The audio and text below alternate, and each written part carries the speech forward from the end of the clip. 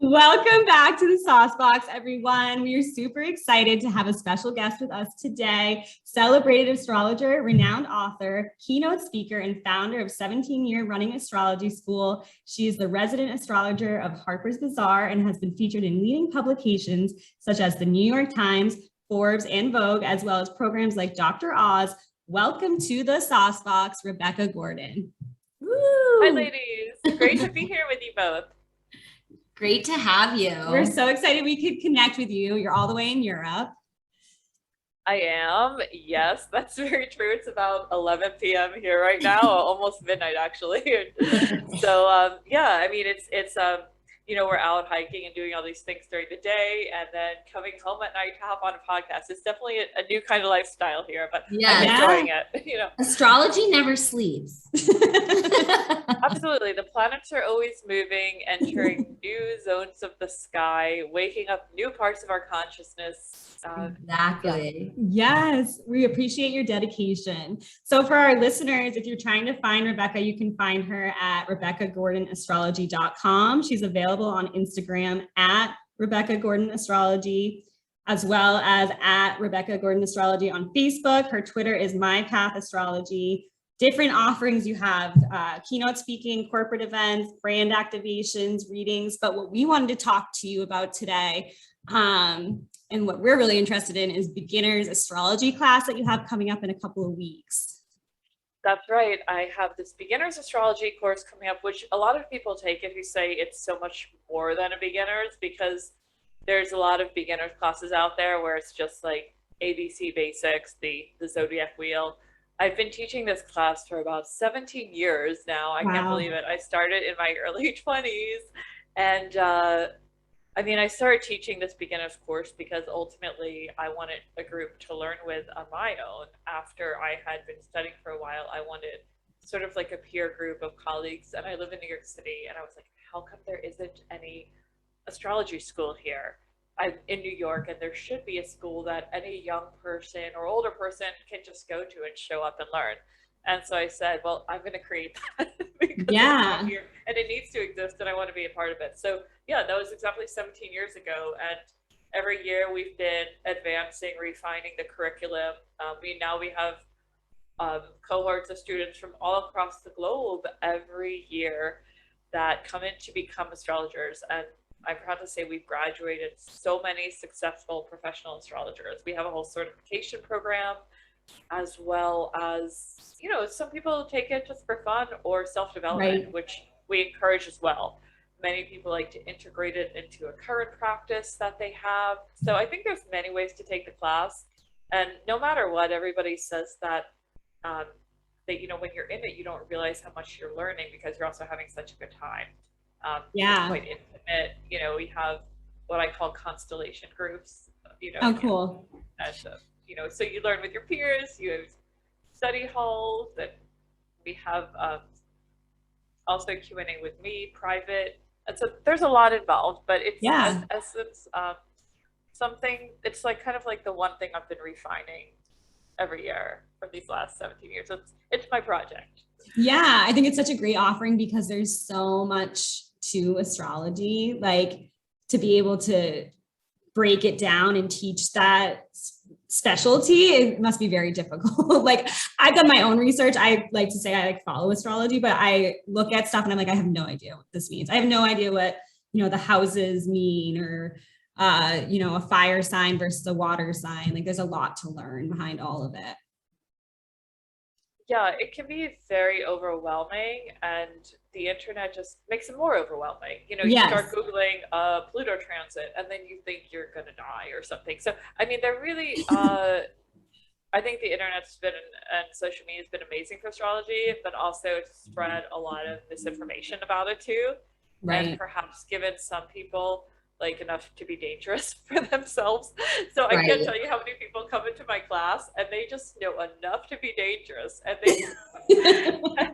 and most people, they've been reading CoStar, this and that, and a few apps and some Googling, or they might have been doing that for like a decade plus. And And finally they come in to take a class, and suddenly it's just like, oh, I know nothing. Let's start from the foundation. So I really teach in a way that builds a super strong foundation.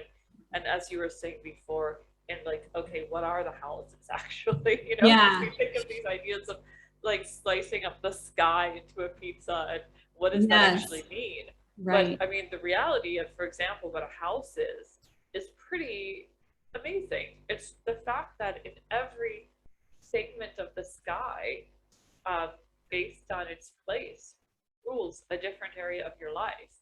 Um, you know, and it really makes a lot of sense. Like the top of the sky, the planets up there connect to what you grow into in your profession. As the roof, the base of the sky at the time you were born, what's beneath you, what's like China right now, that part of the sky speaks about where you're coming from, where your soul is moving Wow. uh, energetically, ancestrally, and other sorts of things. I love what you said about knowing just enough to be dangerous, because I feel like I'm totally guilty of that. I'll be like, oh, an Aries. Oh yeah. Oh yeah. People are always, that's one of our most requested topics is astrology. I need to know more about astrology. So you said a lot of people will take your classes and add it to like a career, like maybe like Reiki or like a tarot reader might add it to like a service or something like that. A lot of the time, people that have been studying something like tarot or Reiki or yoga or some kind of body work, I mean, aromatherapists will often integrate it, sometimes using the charts to Very blend cool. the fragrances to suit the person, you know. So I mean, I've seen so many of my clients do creative things with it. We have artists that have created artwork based on the natal chart. You know, I mean, Wow. it's been incredible to see 17 years of graduates and alumni, uh, you know, really build so much out of the class. And I've just seen so much magic come out of it. So I keep in touch with a lot of the alumni on the road. And that's the one thing about studying with me. I do kind of stay in touch with them, and they keep in touch with me. Here's what I'm doing now. And I try to promote their work. We just launched something last year called the RGA Network, which is basically a network of graduates who I can refer to and things like that. So I also try Oh, to very cool. give them work and help them Yeah. find work, because it's hard to get started, you know, and I think that's really important, because not everybody, you know, wants to really just get out there and market themselves and they're great astrologers. So I saw that was a real need early on. I said, yeah, not everybody's like a marketer these days, No, but yeah. there's so many wonderful astrologers that we don't see. So my goal was sort of to bring those voices out into the world too, and yeah, help get their career started. So That's that's great. something I'm passionate about as well. Yeah. Yeah. So not only do you teach them, you help support them and help get them started. That's great. Well, you Full have to. support I mean, system. you can't just, you know, okay, Yeah. so here's this arcane knowledge, now bye.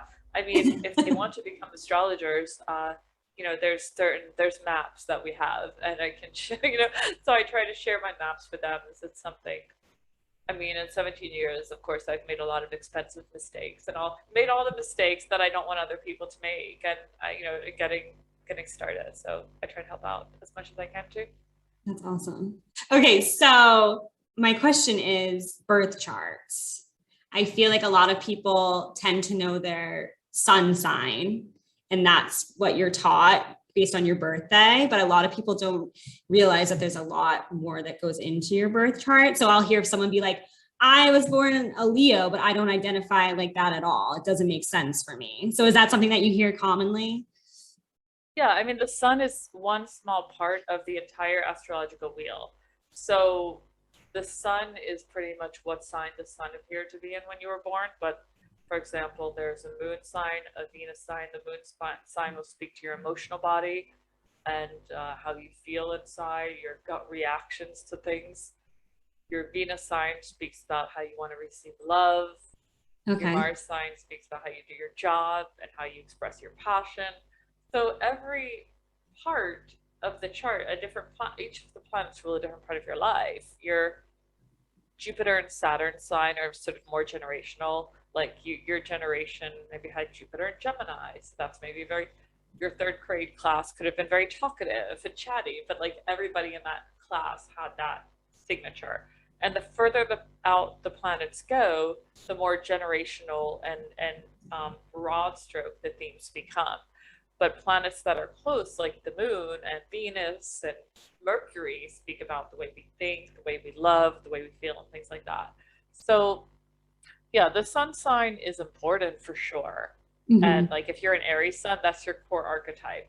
I see the rising sign, which you often hear like the big three. So maybe we Yes. should talk about that. Yes.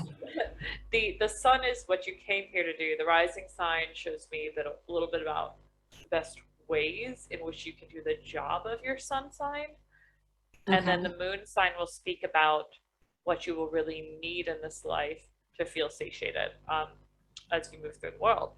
Now, in a birth chart reading, we clearly look at where all the planets live and the sun, moon, rising, of course, but primarily it's the conversation they're having with each other, which is something we call aspects. So like your moon might be in one area of the chart talking to the planet Uranus, and that will tell me a lot about the way this part of you connects to that part of you, or connects to the world, or about the kind of relationships that you crave. So we look at planets in signs, where they live, which is houses. So like you might have a lot of planets in the 5th house or the 10th, and then the conversations they're having, which are known as aspects. I think the sun, moon, rising, aka big three, is definitely a good way to start. You know, it's kind of the kind of boilerplate of, all right, who are you? What are you doing? How do you do it? And what do you need along the way? So with the planets, everybody has these planets. Those are universal. But the houses and the sign, those can change, and you can have some in your chart and some might not be in your chart, correct? So everybody will have all of the same planets, right? But you might have many planets in, say, the left side of the wheel or in the 2nd house, you know, and your friend might have all of their planets in the opposite way, in the 8th house, for example. So, Yeah. and that tells me a lot about the weighting. Like if you have a lot of planets on the eastern side, perhaps you are more of an initiator and you are here to impress your presence upon the world if planets are on, say, the eastern side of the wheel. And if they're on the western side, which is actually the right side of the chart in astrology, fate plays a stronger hand in your life. And there's a sense of reacting more than acting, the need to respond to things. Things come to you and you're more of a perhaps responder than an initiator. And there's not a right or wrong, but a lot of the point I see in learning about your natal chart is to learn your unique strategies for life, because what works for one person is not at all going to work for the other. And it's wonderful to have such specified such a specified recipe based on who you are. Like you don't have to try to be anything else. And I think there's a level of relaxation that comes along with that. But I was like, oh, I can just be myself. I can just own that fully and be that, even though everyone around me is navigating life completely differently. The birth chart really gives you that level of acceptance. Well, we mentioned the CoStar app in the beginning of this, and I know so many people that have that. And, I've looked at my birth chart and really like analyzed it, like gone and like written stuff down about it. And that feeling of like relaxation that you're talking about and understanding your birth chart and why you are the way you are, you're like, oh, okay, I can kind of sit with that a little bit better than why am I doing this like this? Or why do I think like that? And it does definitely give you that sense of like, okay, this is how I'm meant to behave or react to things. Yeah, for sure. I think within that, there's always a lot of growth too. Like, let's say we find out, we are an Aries moon, and some things, for example, the Aries moon can be great at are instinct. You have the pure animal instinct. You can sense things very deeply and react quickly. But sometimes, of course, the other side is reacting too quickly, you know? So I think there's a spectrum to everything, and there's a lesson woven into every placement. Um, the more you learn in astrology, it's true, the more you realize that you don't know. Like and I've been studying since I was 14 years old, and still there's just so much more information. One thing that I think is really important is hierarchy. When you start learning astrology, people come to me, they're like, my Lilith is here, I have a semi-sextile there, and all this information. And I think a lot of what we teach in school is like, okay, what's actually important and what's not, because there's a whole lot of information, and that level of hierarchy is key because it enables you to go into a chart and speak to something poignant and speak to somebody's soul. Like in a session, I think my goal is to be able to really connect to somebody's soul and make them feel seen in a way they've never felt seen, and to have even more of that appreciation for themselves and their uniqueness. It's such a celebration of uniqueness when you study astrology. That's beautiful. I love that. Like just your purpose behind wanting to do these things. We're reading people's charts and connecting with people like that. It's amazing. Yeah, it's incredibly gratifying. Each day looking at a brand new chart, you're looking at another point in space time, another beautiful expression of life. So it's like, not only was that person born at that moment, but there's all these other events happening in the world, and they are an expression of that moment. And like nobody else in the world will ever have your birth chart. And it's almost like you are a symphony, and you're vibrating out that symphony. You're walking through the world, or a soundtrack, Yeah. And I encourage my students to look at even relationships like this. Relationship astrology is very popular, but I said, think of it that you are this finely tuned soundtrack with every planet in a unique place in the cosmos, and you are forever vibrating out that soundtrack. It is just blasting from your being, and people hear it. Even though there's no noise, they feel it. Now, another person might have another soundtrack, right? And there could be harmonization between both of yours or not. But a lot of times in relationships, people meet and it's like, oh, my moon is in Virgo, your sun is in Virgo, we connect there.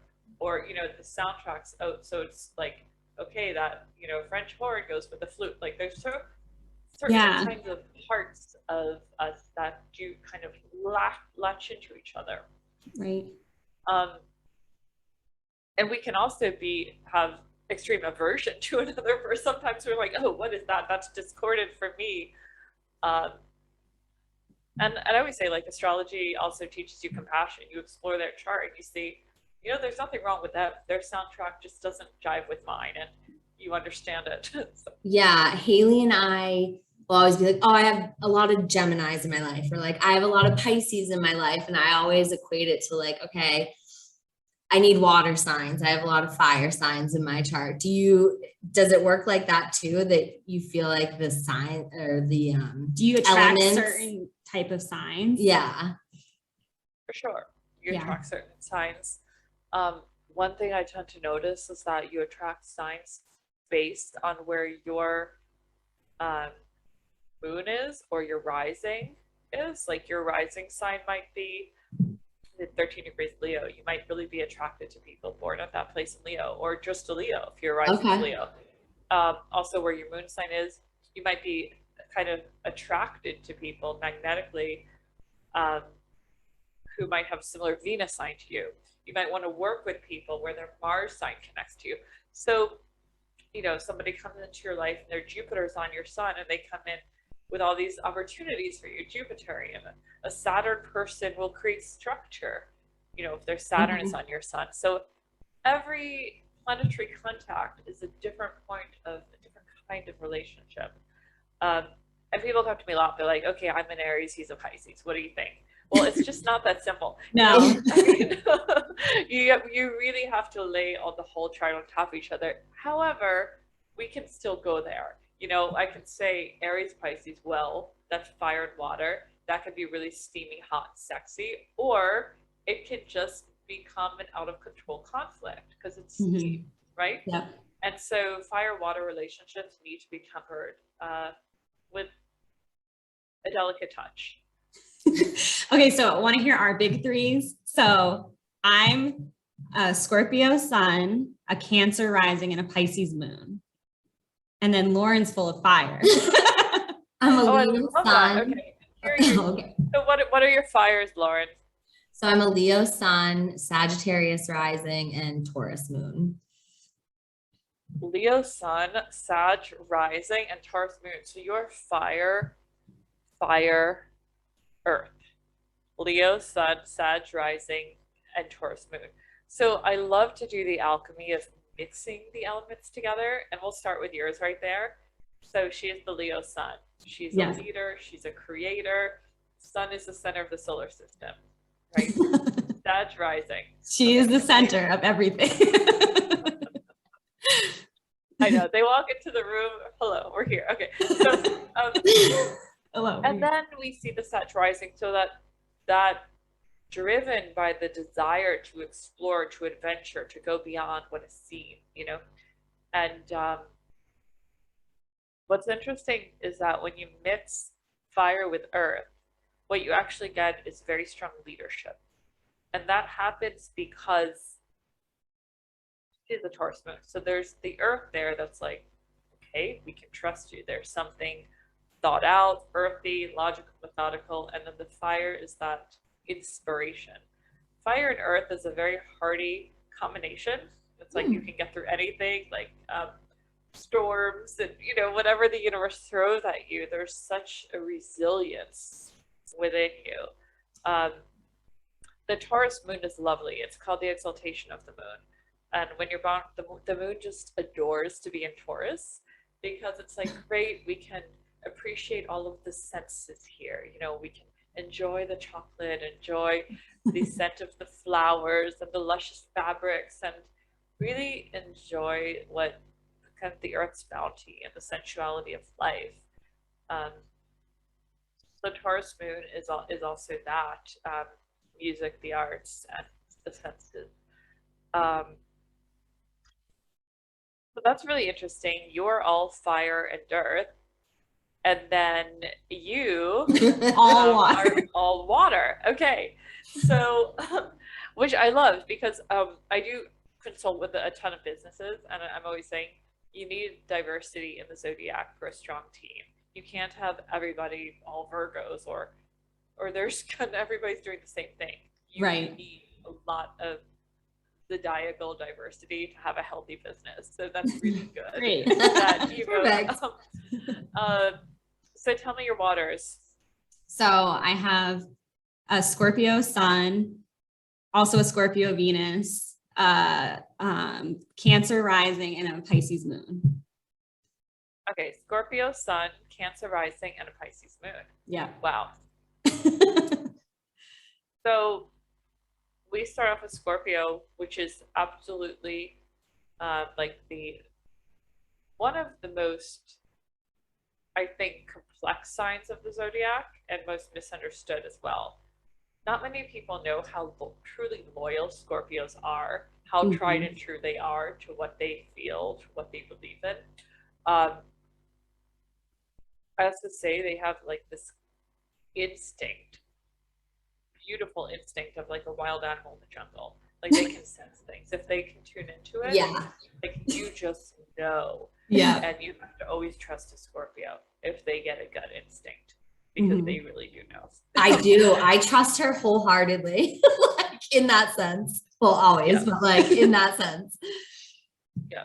And then Cancer rising. So that's lovely. You really care, you want to nurture people, you want to do things that help others and connect to the world. With a Pisces moon, it's absolutely the most empathic moon. It's like you drop a sponge into water and you got a Pisces moon. Okay, it's gonna soak up everything. They walk into So a room bad. and they are like that sponge you just dropped into the water. So I think being a Pisces moon, for example, care must be taken to not surround yourself in any toxic environments around toxic people and be so fastidious about how you navigate reality. And having strong filters up, having strong boundaries is key as a Pisces moon, because you taken a lot. It's a good thing you have the Scorpio sun, because that will help you navigate and sense danger zones, you know? Yeah. And so not only do you have instinct of the Scorpio sun, but you have intuition, which comes from a different place, and empathy of the Pisces moon. So something I notice about people that are all water is that they often don't know where their ideas or things come from. They have it, and they are sensing things sometimes 7 years before they are actually happening in the world. So they're almost like they're tuning into the currents and the flows of culture and trends and everything. There's this total pitchfork that happens when the big three are all in water.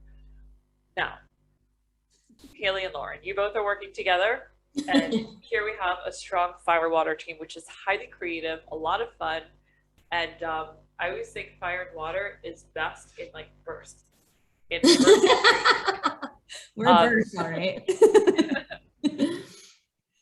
So yeah, I mean, these are most like highly creative teams. That's what I imagine you both would be together. It's Yeah. a great creative partnership. Yeah. It's pretty accurate. I think so. Yeah, it looks like it. Yeah, that was so accurate. So accurate. So cool. I love to hear that. Oh my God. Like the other day we were going to buy a car, or I was going to buy a car, and she's like, I can just feel it. This is the one. We walk in. I bought the first car that they showed me. It was like a great car. Also, I was like, I knew I could trust you. You knew this was going to be it. Love it.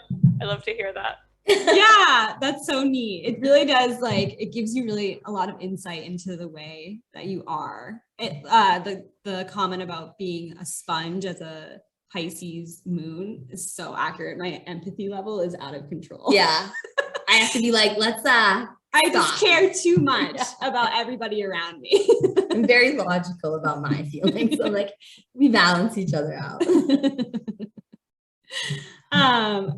So when looking at like compatibility, do you think that the sun signs is accurate in giving you like some sort of like insight into how the relationship might go? Absolutely. I mean, there's certainly nothing wrong with looking at the sun sign compatibility. I'm not one of these anti-sun sign people. Yeah. That's like you have. I mean, I've written horoscopes for 17 years too. I do sun sign astrology. I write for Harper's Bazaar. I do all of this, and I think that, you know, we can't ignore the basics. Like, we can't forget the sun sign. No matter how in depth you get in chart reading, still the sun is the center of the solar system. Let's not forget that. So if you're an Aries, they're a Pisces, so there's a lot of information right there about that relationship. Yeah. However, when you're living with somebody, I actually feel that the moon sign takes greater precedence than the sun. Okay. Because the moon is going to show me your daily habits and what you need. And like, if your moon sign is Sagittarius and you're living with somebody whose moon sign is Cancer, we'll have like very different ideas of what a great weekend would be. Right. Right. You know, our Cancer rising might want to play like make a beautiful tea with some ambient electronic music playing in the background. Oh, we can read some books, you know, just chill out on the pillows, have meet a friend for lunch, maybe, you know. Where our moon in Sagittarius might say, let's go on this hike, let's take this webinar, let's do this class, let's do that and that. And the moon in Cancer needs a bit more introversion and time alone to restore their sense of self, you know? So I think knowing your needs, like when you live with somebody, it's different than I would look at moon signs priority. I think sun signs are absolutely valid, but yeah. And I think when you're looking at like how you are affectionately and romantically with somebody, that we talk about your Mars Venus signs there. Okay. Because that's how you give and receive love. So yeah, for sure. I mean, we can see, like, let's just say, for example, a Scorpios with a Scorpio will that's a lot of Scorpio energy. The great thing about that is they both feel seen, but the bad thing about that, they can drown in the water. There's a lot of water there. So you look at any relationship like that, every relationship will have its pros and cons. Okay. So not necessarily, so like two water signs don't make a right necessarily. No, in fact, sometimes it's so easy that you don't get the level of friction that is necessary actually for a love relationship. Okay. So for example, like Scorpio and Cancer, say, oh, this is easy, we're friends. You might be friends with them. You could be lovers, but it's not always like that. And I've seen the most unexpected relationships, sun signs, work out really well.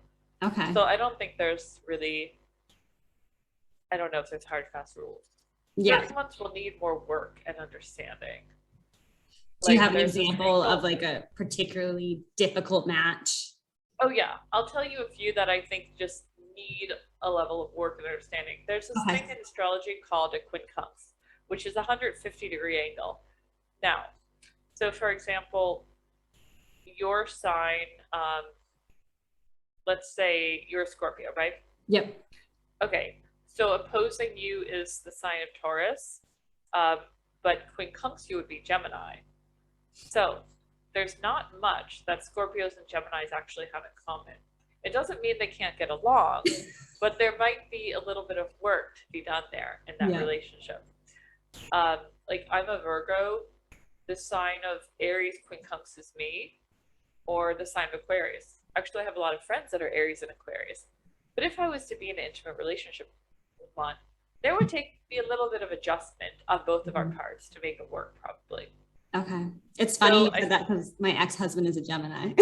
I was just thinking, I was like, oh, it's probably the sign of her partner or something. No, not anymore.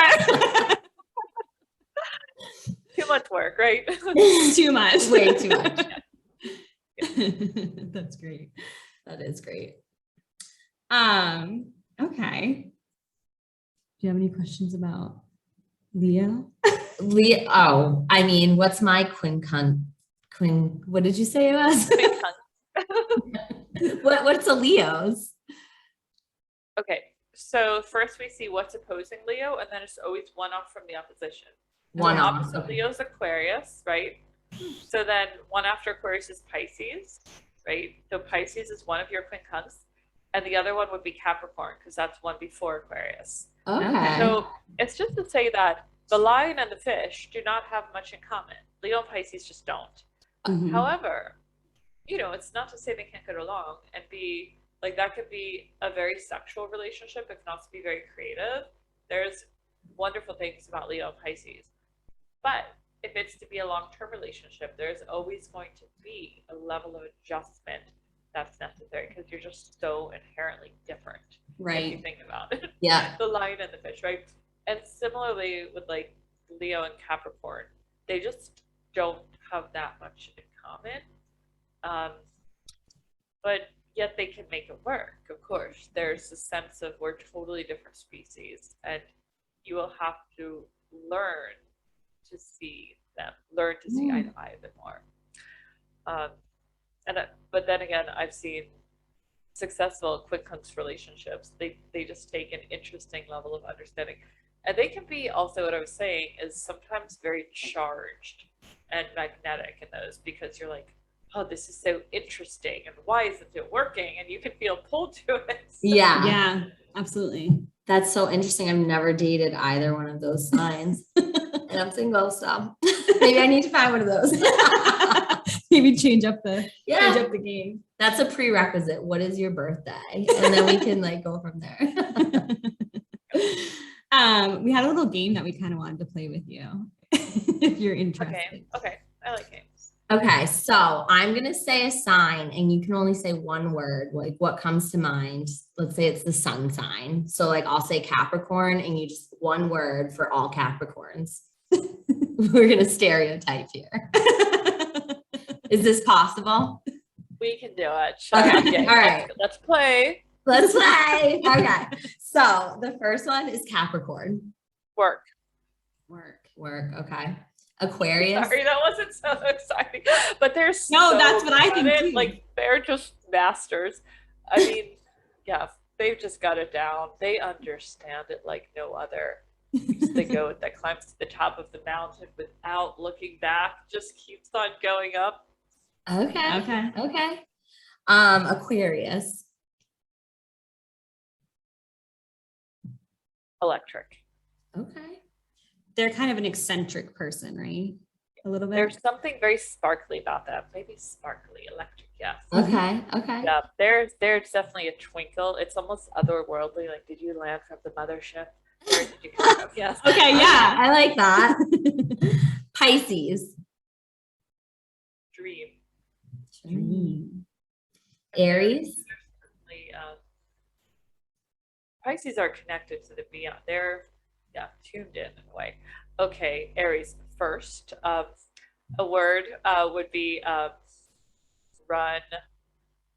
Well, not run. No, not like Run.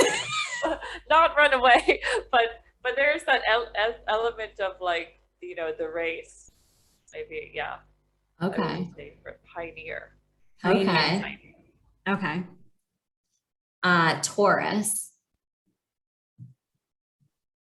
Enjoy. Enjoy.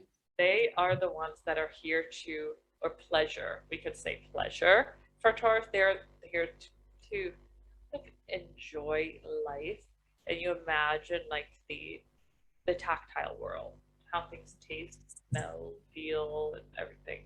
Okay. They're teaching us about that. The senses. Yeah. Okay. This one, I'm really interested to hear your answer. Gemini.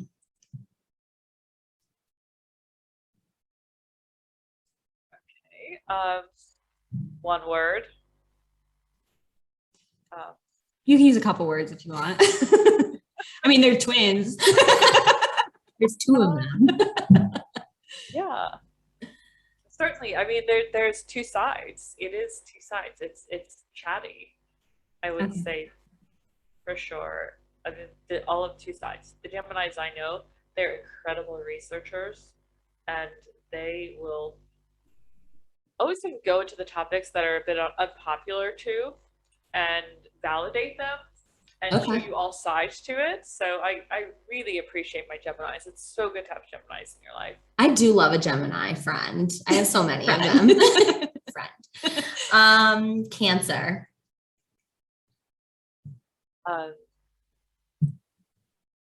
The word I would say with Cancer, wait, where are these words going in the end? Nowhere. We're just define your curious. name, yeah.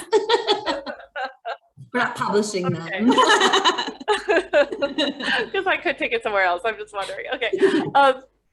Like, do we go to blanky or do we go to no care? I would say care and connect. Yeah, it is a sign of whether they're caring and tending and cultivating a business, a relationship. They're like, what does it need? More food, more water. They're so attentive to the needs of whatever it is to flourish. Okay.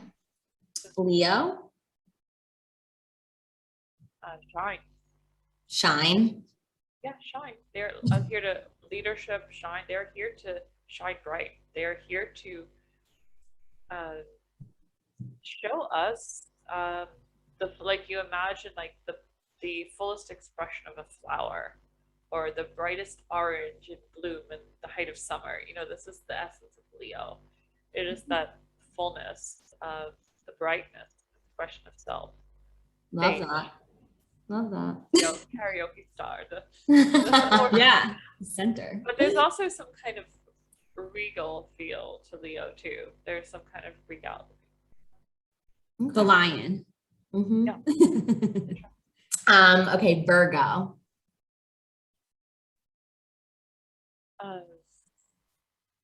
Critique. Unique. Critique. Critique. Okay. You're the ones that say, okay, Leo, we can edit that out. We don't need that much of a ham. You know, we're like, come on, tone it down there a bit. Yeah. You know, let's not put on 3 statement pieces at once. Yeah. Take it down a notch. Well, but Virgo is sort of the, you know, they're the connoisseurs of taste in a way. Like, what does it need? They're also editors of the zodiac. What belongs? What doesn't? Virgo's born in the time of year, you know, in the Western Hemisphere. We can see when we've picked all the fruit and we see what's good, what's not, separate the wheat from the chaff. we turn the pickles into cucumbers, we're going to make jam out of berries. We do sorts of things and assimilate what's there and make the best of the harvest and serve ultimately. It's a very practical sign. It's like, how can we use the resources to best serve? Okay. Love that. Libra? It's also a good word for Virgo. What's that? What's the other word? Serve is also a good word for Virgo. Like, how can we serve what we have? Okay. There's a level of efficiency there. Okay. Libra, it's love letter. Oh, So, I wouldn't expect that. really? Yeah, I guess I just don't know a lot about Libras, but I just see the scales and I'm like, I don't know, level-headed. I don't know. Well, there is that with the Libra moon, especially, they will fight for fairness. They will fight against injustice, no matter what. With the Libra moon, let's say, there's a part of every Libra that's just totally in love with love,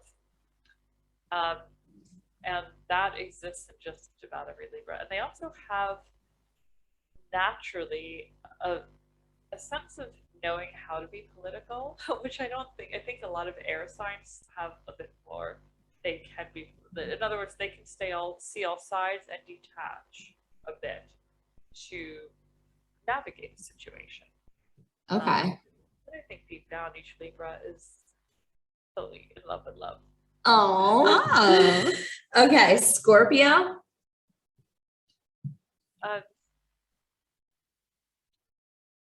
Incision.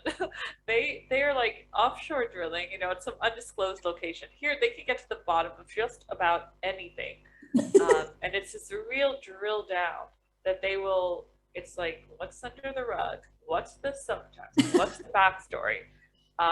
There's this kind of piercing awareness with a Scorpio to know what's behind the veil, and they're masters at peeling back the curtain. And seeing through what's actually what's the real deal. Truth. All right. And Sagittarius. Sagittarius, fun would be my word. There is a part of Sagittarius which is they are adventurers, they're explorers of the world, but ultimately they want to have a great time doing it.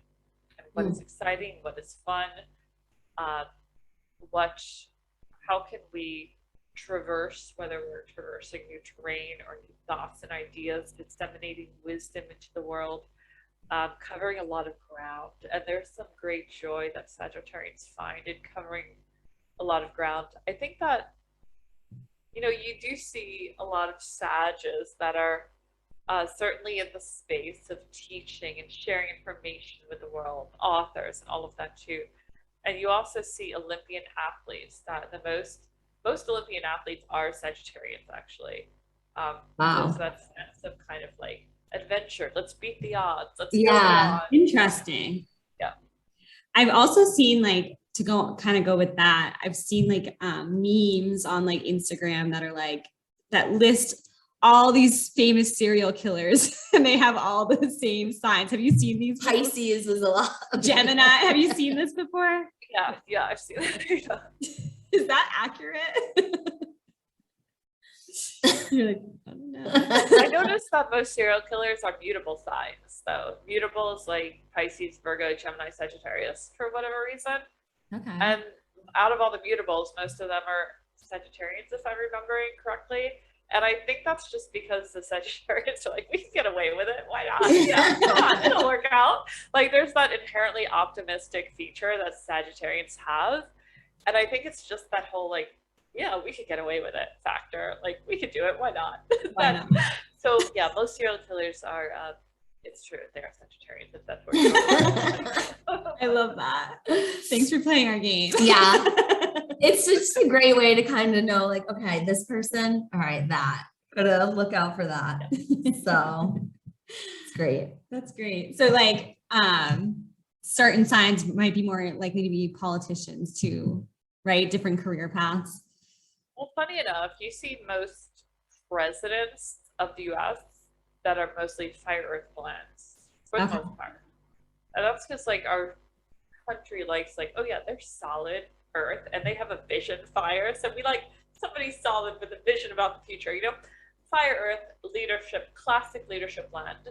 Our country doesn't tend to love the more airy candidates, which is a shame because there's so many candidates that have wonderful ideas, but our country has this kind of like model where it's like, no, they have to be like this, but they don't tend to do as well, unfortunately, or they're not as loved by the American public.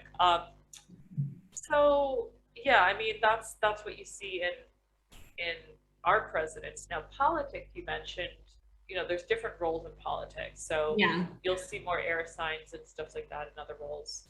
You'll definitely see a lot more Libras in the space of law, which makes sense. Yep. So interesting. It is. And like, just even talking about, did you say the mutables? Yeah, mutables, which are Virgo, Sag, Gemini, Pisces. Yeah. And then there's fixed, and then there's Cardinals. yes. Okay. Like Yeah. even that, it's like, it's one step further of the basics. There's so much to it.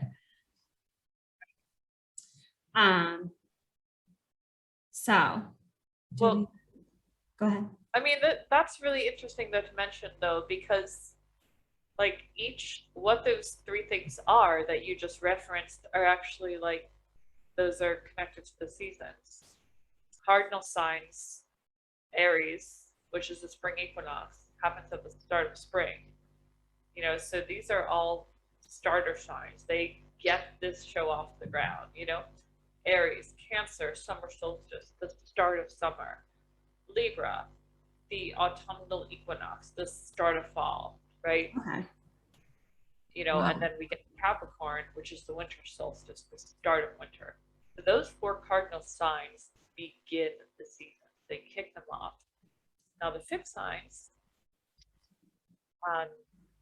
which are Taurus, Scorpio, and Leo and Aquarius, they are like kind of hunkering down in the middle of the season. Like, okay, we're here. We're going to commit to the energy of the season, stay with it, no matter what happens.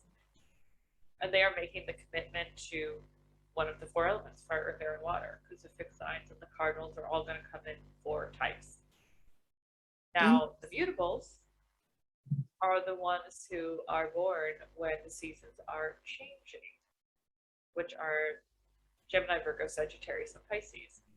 You know, they are born when, at that moment, when the leaves are falling, seasons are changing. They're born in moments of change. These people excel in positions where their agility is required, and they're moving a lot, moving ideas, moving things around, changing. You know, they make lemons, make lemonade. We'll work this out. We'll collaborate. We'll, you know, they're movers.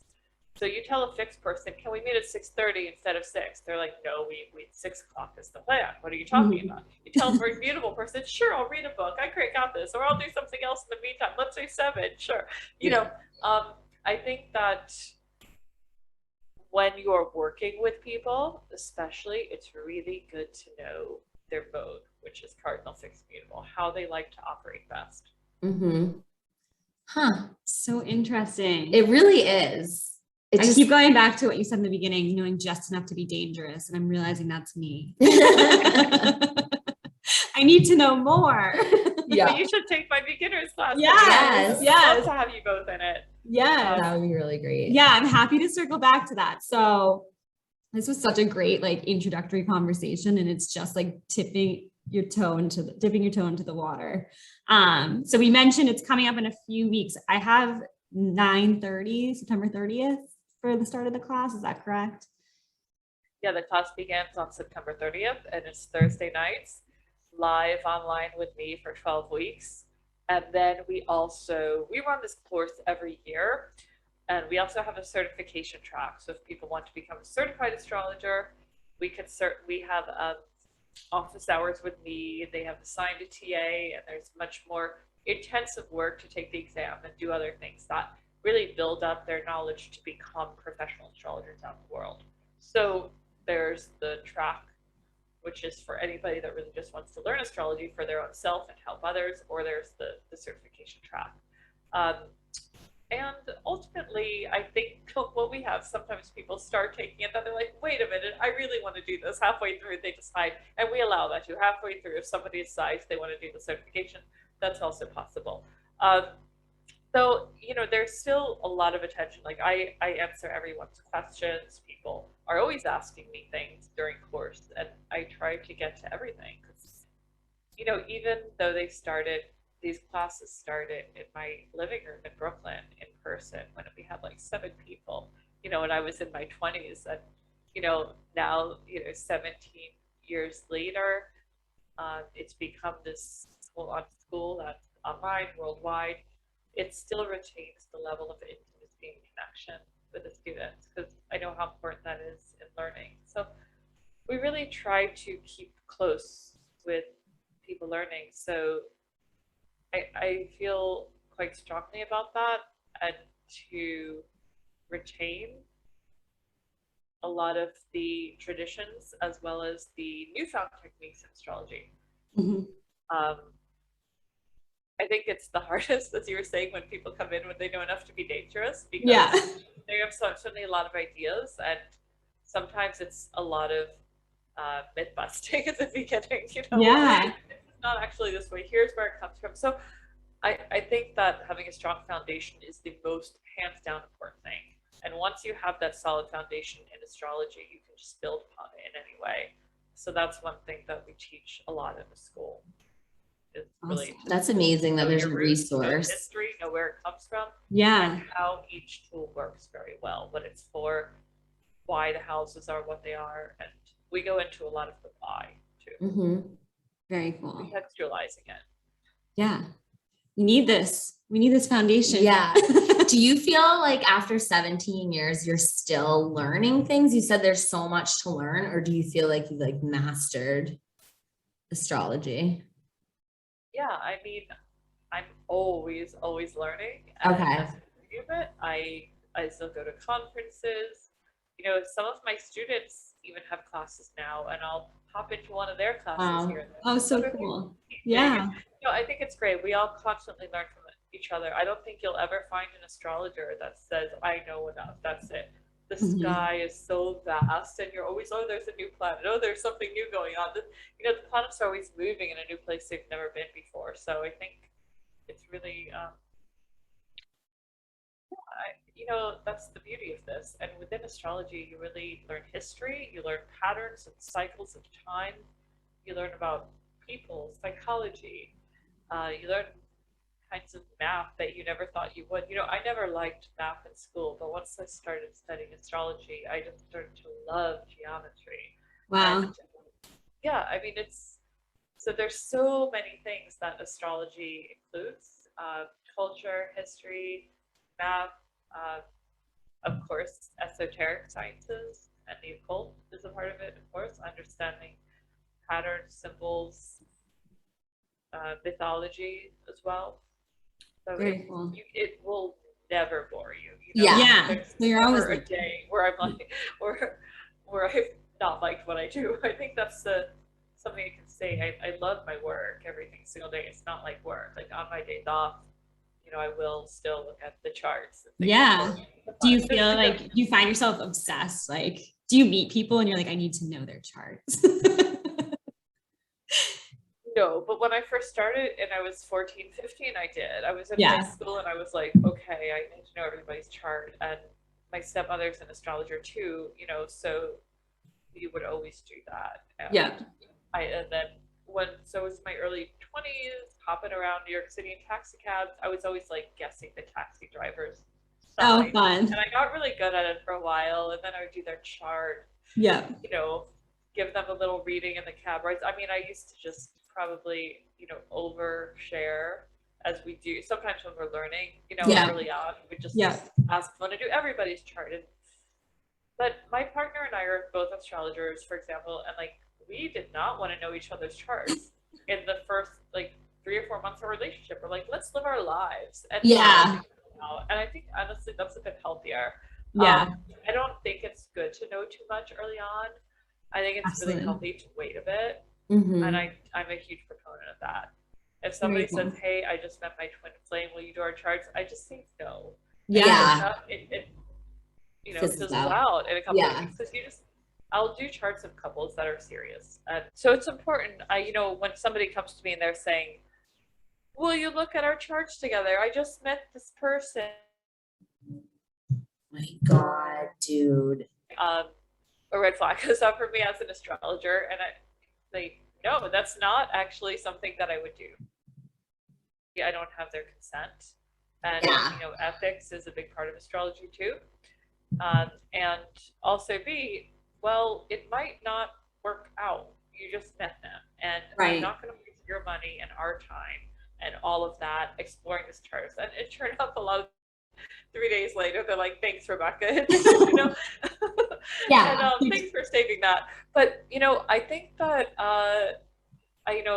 you do really need to be careful with this and not put blanket statements on somebody. Oh, they have a Scorpio moon, they're like this. Oh, they're going to be like, not assume, because we don't know how they're manifesting that energy.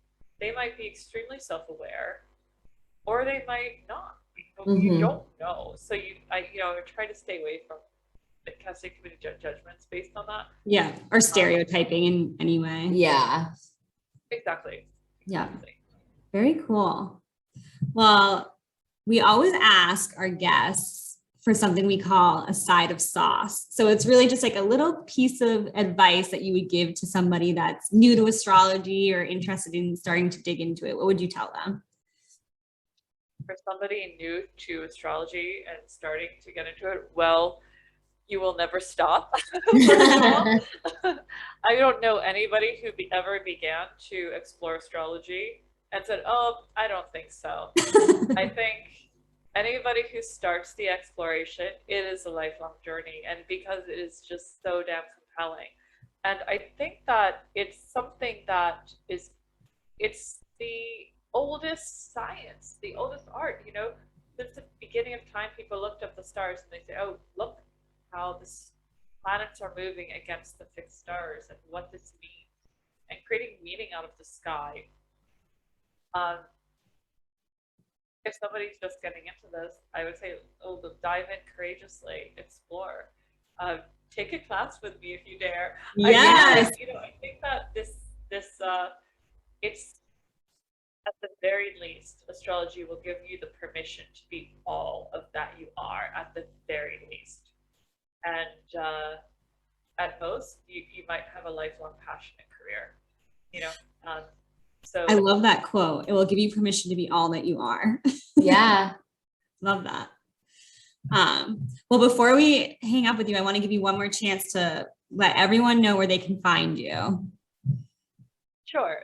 So my website is RebeccaGordonAstrology.com, and we have the beginners class starting up soon, at the end of the month. They can also find me on the gram at Rebecca Gordon Astrology, or same thing on Facebook, Rebecca Gordon Astrology. On Twitter, they don't allow that many characters, so it's My Path Astrology on Twitter. Okay. Which was the old names. Okay. Before we changed it. Anyway, but I'd love to hear from you. And anybody listening right now, feel free to write us through the website, anything like that. Let me know if you have questions about the course coming up. I would love to hear from you. So yeah, that's about it. That's how to reach me. Awesome. Thank you so much for joining us today. Thanks. I thoroughly enjoyed it.